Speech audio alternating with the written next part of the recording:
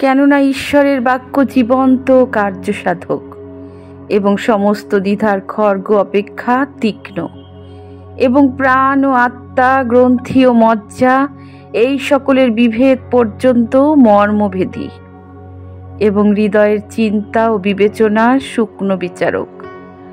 আর তাহার সাক্ষাতে কোনো সৃষ্ট বস্তু অপ্রকাশিত নয়, কিন্তু তাহার চক্ষু গোচরে সকলেই নগ্ন অনাবৃত রহিয়াছে, যাহার কাছে আমাদিগকে নিকাশ দিতে হইবে।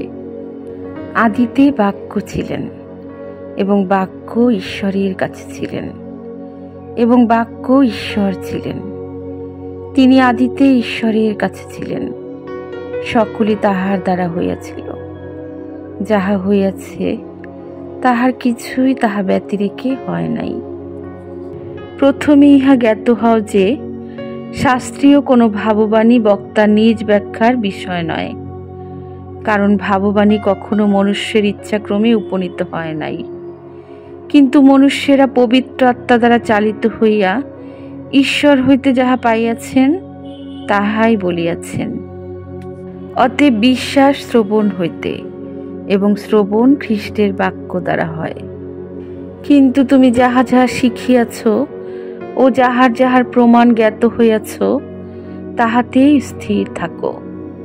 তুমি তো জানো যে কাহাদের কাছে শিখিয়াছ, আরও জানো তুমি শিশুকাল অবধি পবিত্র শাস্ত্রকলাপ জ্ঞাত আছ। সে সকল খ্রিস্ট যীশু সম্বন্ধীয় বিশ্বাস দ্বারা তোমাকে পরিত্রাণের নিমিত্ত জ্ঞানবান করিতে পারে। ঈশ্বর নিঃশেষিত প্রত্যেক শাস্ত্রলিপি আবার শিক্ষার, অনুযোগের, সংশোধনের, ধার্মিকতা সম্বন্ধীয় শাসনের নিমিত্ত উপকারী, যেন ঈশ্বরের লোক পরিপক্ক সমস্ত সৎকর্মের জন্য সুসজ্জীভূত হয়। কারণ তোমরা ক্ষয়নীয় বীর্য হইতে নয়, কিন্তু অক্ষয় বীর্য হইতে ঈশ্বরের জীবন্ত চিরস্থায়ী বাক্য দ্বারা পুনর্জাত হইয়াছ। কেননা মর্তমাত্র তৃণের তুল্য, ও তাহার সমস্ত কান্তি তৃণপুষ্পের তুল্য। তৃণ শুষ্ক হইয়া গেল এবং পুষ্প ঝরিয়া পড়িল, কিন্তু প্রভুর বাক্য চিরকাল থাকে।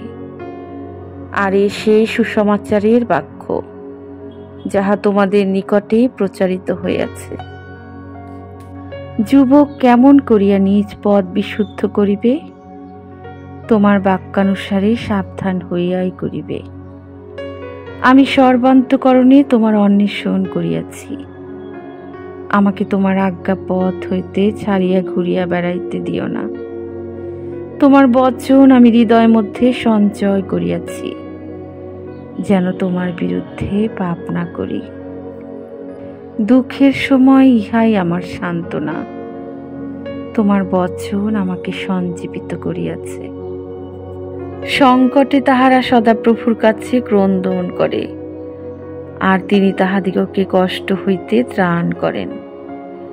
তিনি আপন বাক্য পাঠাইয়া তাহাদিগকে সুস্থ করেন, তাহাদের খাত হইতে তাহাদিগকে রক্ষা করেন।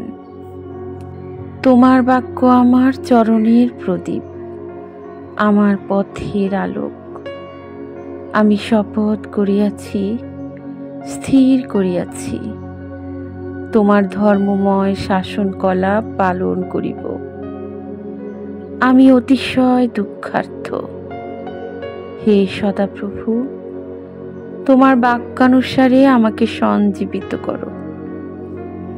সত্য সত্য আমি তোমাদিগকে বলিতেছি, কেহ যদি আমার বাক্য পালন করে সে কখনো মৃত্যু দেখিবে না।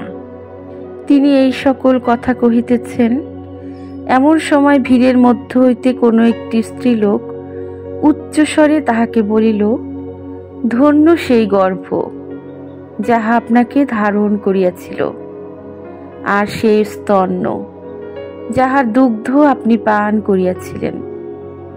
তিনি কহিলেন, সত্য, কিন্তু বরং ধন্য তাহারাই যাহারা ঈশ্বরের বাক্য শুনিয়া পালন করে। পরে তিনি আমাকে কহিলেন, এই সকল বচন বিশ্বসনীয় ও সত্য। এবং যাহা যাহা শীঘ্র ঘটিবে তাহা আপন দাসদিগকে দেখাইবার জন্য প্রভু ভাববাদীগণের আত্মা সকলের ঈশ্বর আপন দূতকে প্রেরণ করিয়াছেন। আর দেখো, আমি শীঘ্রই আসিতেছি। ধন্য সেই জন যে এই গ্রন্থের ভাববাণীর বচন সকল পালন করে। যাহারা এই গ্রন্থের ভাববাণীর বচন সকল শুনে তাহাদের প্রত্যেকজনের কাছে আমি সাক্ষ্য দিয়া বলিতেছি, যদি কেহ ইহার সহিত আর কিছু যোগ করে তবে ঈশ্বর সেই ব্যক্তিকে এই গ্রন্থে লিখিত আঘাত সকল যোগ করিবেন। আর যদি কেহ এই ভাববাণী গ্রন্থের বচন হইতে কিছু হরণ করে তবে ঈশ্বর এই গ্রন্থে লিখিত জীবন বৃক্ষ হইতে ও পবিত্র নগর হইতে তাহার অংশ হরণ করিবেন। ধন্য সে যে এই ভাববাণীর বাক্য সকল পাঠ করে ও যাহারা শ্রবণ করে এবং ইহাতে লিখিত কথা সকল পালন করে, কেননা কাল সন্নিকট। আমিন।